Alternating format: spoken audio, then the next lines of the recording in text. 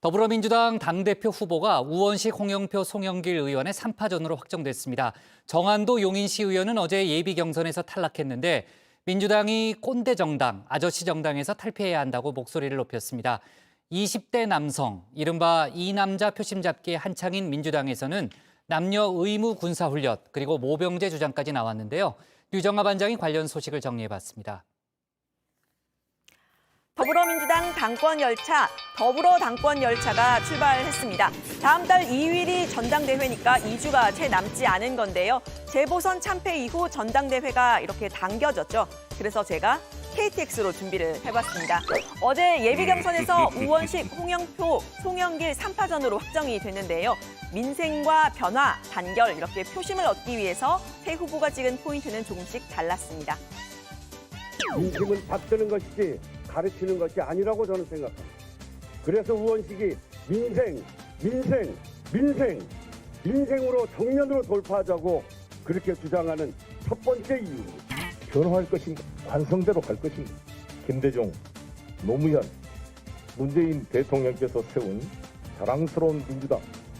그 이름만 빼고 모든 것을 바꿀 수 있어야 합니다.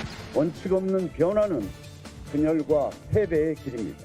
저 홍영표, 단결하는 혁신, 승리하는 혁신을 만들겠습니다.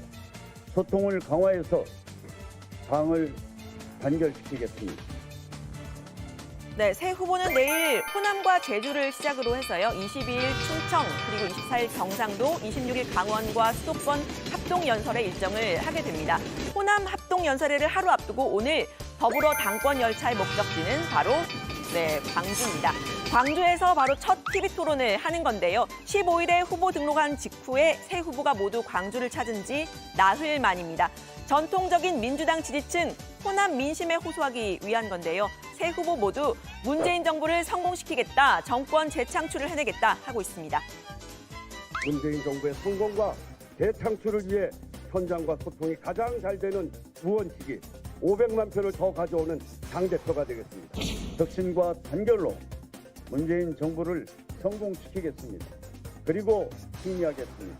문재인 후보 총괄선대본부장으로서 문재인 정부를 성공적으로 출범시켰듯이 문재인 정부를 성공시키고 정권 재창출을 이루어내겠습니다. 네, 재보선 참패 이후에 당 내에서는 쇄신 목소리가 쏟아졌죠. 다만 직후에 열린 원내대표 선거에서는 친문 주류로 꼽히는 윤호중 의원이 압도적으로 당선이 됐습니다. 위기를 극복하기 위해서는 쇄신보다는 안정의 무게를 실었다, 이런 분석이 나왔는데요. 당대표 선거 역시 이른바 친문 표심 잡기 경쟁에 나선 겁니다. 여기서 등장한 사람, 이른바 대장부엉이 이해찬 전 대표인데요. 우원식 후보가 이 전 대표가 후원회장이라는 점을 연일 강조하고 있습니다. 저는 이해찬 대표가 저를 지지하는 것이다. 이해찬 대표가 어디 가서 당대표 후보는 어떤 사람이 되어야 하냐 그랬더니 듬직한 사람, 곰 같은 사람, 자기를 내세우지 않고 당의 베이스 캠프 역할을 제대로 할 사람. 그렇게 이야기하는데 사실은 제 별명이 곰이거든요. 네, 친문 핵심으로 분류되는 홍영표 후보 역시 이 전 대표가 후원회장 중에 한 명이다라고 이야기를 했는데요. 홍 후보, 민주당 대통령 3사람 중에 2사람 이름만 거론했습니다. 저 홍영표, 2002년 노무현 후보를 지키기 위해 정치에 뛰어들었습니다. 2012년, 2017년 문재인 대통령 만들기에 앞장섰습니다. 송영길 후보는 두 후보에 비해서 변화, 쇄신에 조금 더 목소리를 실었는데요. 또 본인은 개파 찬스를 쓰지 않는다라면서 친문계의 부엉이 모임, 또 고 김근태계의 민평면 모두를 비판한 바가 있죠. 더불어 당권 열차의 소식 앞으로 여정회에서 더 전해드리겠습니다. 그런데 사실 어제 예비 경선에서 이 열차에서 내린 사람이 있었는데요. 네, 정한도 용인시 의원입니다. 청년을 앞세운 29의 정 의원. 당의 권위적 조직 문화를 청산해야 한다라면서 꼰대라는 단어까지 꺼냈습니다. 국회의원 여러분, 솔직히 저와 같은 지방의원들을 어떻게 생각하십니까? 부하 직원이라고 생각하지 않습니까? 지방의원들을 그렇게 생각하는데 대의원, 권리당원, 당원들을 어떻게 생각하겠습니까? 우리 안에 허례허식과 꼰대, 아저씨 문화 싹 걷어내야 청년들이 다시 찾아올 것입니다. 네, 정 의원은 지난 재보선 때 유세차에 청년들의 무대를 만들어줬던 국민의힘 사례를 언급했습니다.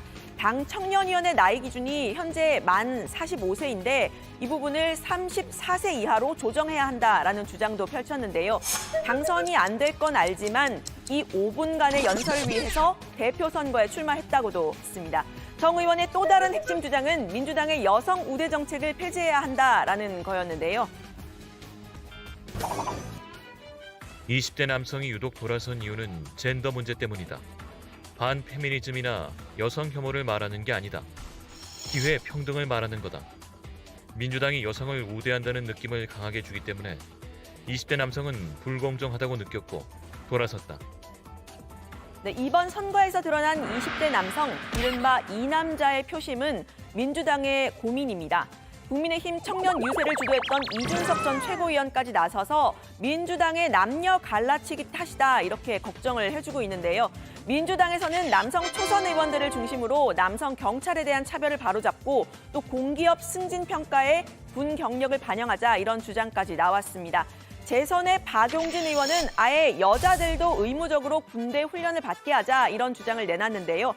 대선 출마를 앞두고 새로 출간한 본인의 저서에서입니다. 징병제를 모병제로 전환한 이런 구상과 함께 내놓은 건데요. 남녀 모두 기본 군사 훈련을 받도록 하고 군인의 월급을 획기적으로 올려서 효율을 높이겠다고 했습니다. 병역 문제를 둘러싼 사회적인 갈등, 또 남녀 간의 갈등 이런 부분들도 이 안에서 녹아낼 수 있다고 생각을 하고요. 모병제로의 전환에 대단히 많은 국민들이 찬성을 하고 계시고 또 여성의 그 병역 복무와 관련해서도 훨씬 찬성이 많더라고요. 네, 박 의원은 이번 제안이 오히려 군 가산점 논란 등을 잠재울 수 있는 방안이다 이렇게 주장을 했는데요. 재보선 표심 수습을 위한 반짝 제안이 아니라 오래된 고민이고 또 지난해 11월에 이미 관련 내용을 다 써놨다라고도 했습니다.